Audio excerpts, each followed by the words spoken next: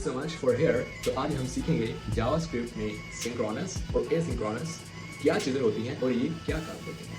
So in simple JavaScript is synchronous language mean that एक time पे एक line को एग्जीक्यूट करेगी, उसका कोड एग्जीक्यूट करेगी। जावास्क्रिप्ट एक्सपेक्ट करती है कि जो भी लाइन हमारे पास रन हो रही हो उसी का जो आउटपुट है वो उसी टाइम आ जाए, मतलब विद इन अ सेकंड और less than even a second.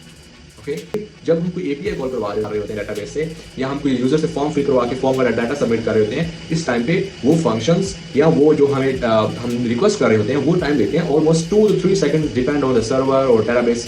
But ये 1 सेकंड में रन नहीं होते। इस जगह पे जावास्क्रिप्ट को बताना पड़ता है कि भाई ये एसिंक्रोनस फंक्शन है, मतलब ये टाइम लेगा।